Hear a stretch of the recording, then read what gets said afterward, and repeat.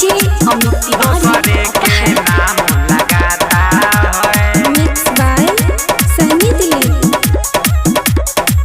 दूसरे के नाम लगाता है। आपस में लड़े सभी कोई ना समझाता है। अरे सुन रे, आपस में लड़े सब कोई ना समझाता है।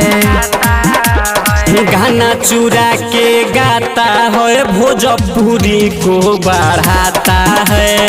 गाना चोरा के गाता है, दूसरे के नाम लगाता है। कोठा पुत्र अखिलेश कश्यप मेटर सबके चुराता है। अरे सुधर जो।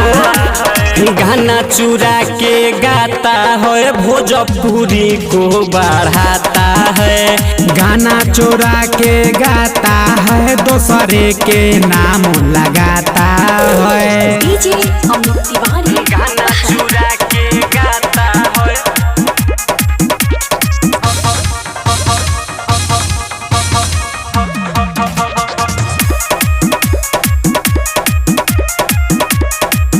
दूसरे के नाम लगाता है। भोजपुरी के नाम बदनाम करता। आई रे दादा का होई रे। अपने आप के ट्रेंडिंग स्टार कहता। कितना बड़का स्टार बड़ तू हो। भोजपुरी के नाम बदनाम करता, अपने आप के ट्रेंडिंग स्टार कहता। सौरभ ये सवरिया भैया तबे नू गरियाता है। आप सही करते हैं। गाना चुरा के गाता है, भोजपुरी को बढ़ाता है। गाना चोरा के गाता है, दूसरे के नाम लगाता है। डीजे अमित तिवारी गाना चुरा के गाता है।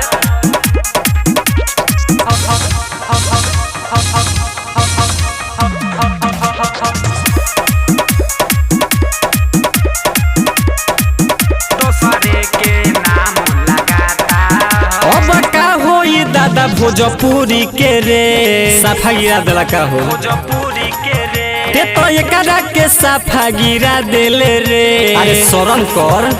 गिरा देले रे। कि अब का होई दादा भोजपुरी के रे, ते तो एकरो के नीचे गिरा देले रे। राजा सरफराज जवान केहू से नहीं डराता है। धमकी मत दे। गाना चुरा के गाता है, भोजपुरी को बढ़ाता है।